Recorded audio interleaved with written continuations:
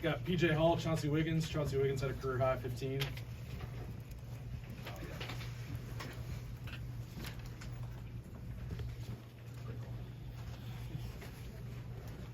Go ahead with questions whenever you guys are ready. Chauncey, you hit those big two back-to-back three-pointers to tie the game and then put you all up three. Just what were you feeling at that point? I was just thinking, like, we were down, like, really 6, 7 going into halftime. We weren't playing our best basketball, and we were only down 6 or 7. So I'm like, okay, like, we need to get something going on offense. We're getting stopped, so I just, like, let me shoot the ball, make plays for this guy and my other teammates. So, yeah. PJ, you're down 11 there, 15 minutes to go. What did you say to the guys, and what were y'all saying to each other out there on the floor? Just sticking to the game plan. We didn't shoot the ball particularly well all night. It was 25 from 3 and 31 from the field. Or overall 44. But the first half was obviously rough. But sticking to that game plan. Excuse me. And then down the stretch, executing. The biggest thing that won us the game was defense. And so going down the stretch, making sure we weren't fouling, getting the first rebound, struggled with that a little bit down the stretch, but making sure that we limited the things that were going to hurt us the most. And that was obviously the 3-ball and then the free throw line. So late in the game, I think executing that was big for us. Y'all done this a couple times this year now. You've been down double digits second half and able to rally. Is that just part of the dynamic of this team? That just speaks to our core and our age. I mean, we're an older group. We have some younger guys who really help us. Obviously, Wig and Reggie, RJ, and then a few other guys that help us out a lot down low. But we our core group. I mean, with me, Chase, Joe, and Chef, we have 4 guys who are upperclassmen. So having that experience down the stretch is huge, and we stay calm, we stay poised. We've all played in big games, bigger crowds than that. I mean, Joe's been the Sweet 16. We would just play in front of I don't know how many thousand in Alabama in a hostile environment. We're built for that kind of stuff. PJ, speaking of the crowd, this is probably the biggest and loudest crowd here at Little John since you've been here. How much of a factor were they tonight? It was huge. I mean, it's so fun. Whenever we have that kind of fan support in Little John is special. I mean, it's just packed out. It's sometimes hard to even call out ball screen coverages. It's pretty tough, and I already don't do a great job of that. So it's fun, man. Whenever you have all those guys going right behind your back, got the new noodles or whatever, the balloons. That's a cool little factor we've added in. It's a fun place to play. Everybody always asks me, like, hey, what's your favorite place to play in the ACC?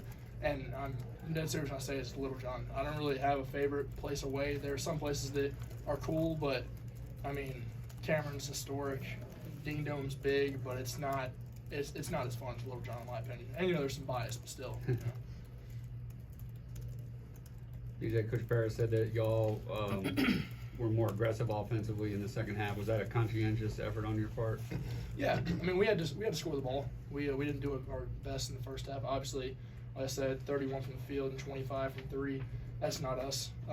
We only took 8 threes in the first half, which is not crazy low, but it's definitely lower than normal. And making 2 is definitely low. So, having an attack mentality on offense. I mean, putting up, was it 23 in the first half? Was that right? Or 20-something in the first half.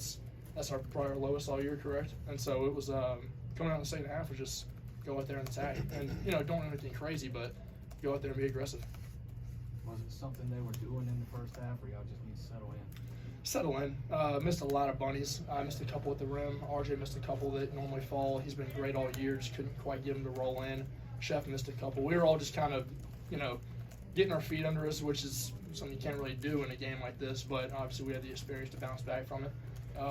We have guys like Wig who can hit big shots, Joe who can make huge shots, Chase made a wild step back 3 that was awesome for us late in the second half. We have a lot of guys who can create an offense and make sure we can win when we're not shooting the ball great. For both y'all, the football team won this game 2 weeks ago. The trophy was in the lobby. Just what did it mean to deliver a win over a rival tonight with that big crowd? I mean, I'll speak just about being in the state. It's our whole thing was like, as we just play the game, break them, make sure that they feel us late in the game, wear them out. We're down a couple guys. We're only playing about 9, but as we go out there down the stretch, make sure they feel us and impose our will.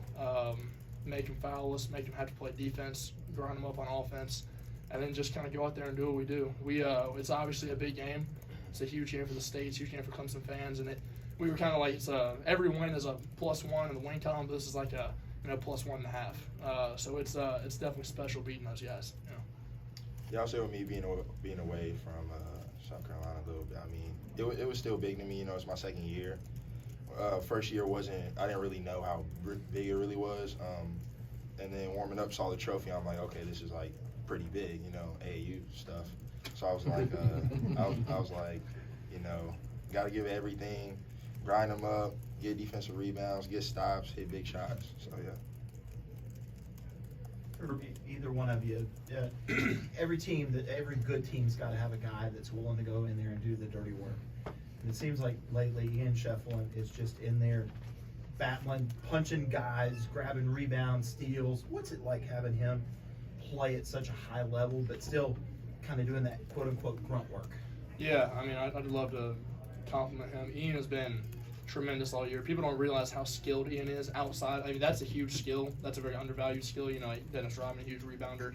There are guys in the NBA who are rebounders nowadays. But when you have somebody like that who can shoot the ball, I mean, B.J. Mack took 2 steps off of him late in the game, hit a big 3. You have somebody who can shoot the ball like he can, put it on the floor, create plays, passing the ball, but he's willing to just go and do that kind of dirty work. I mean, Ian Shefflin is absolute X factor for us. He and R.J. Godfrey are a little bit the same. I see you fanning yourself. It's hot in here. It's hot. But yeah, I mean, he's huge for us. And I watched the presser with Coach Capel in Pitt, and he had some great words for him. And I thought that was really good for people to kind of notice how awesome he is for us, and to know that, I mean, these games aren't won without him. I mean, 17 rebounds at Pitt. He had 6 offensive rebounds in the first half. You don't win 8 games in a row without Ian Shefflin, and he knows that. He does an incredible job doing his role. I love that guy. I love him. Yeah, he also might be the funniest dude on the team. Yeah, I love him.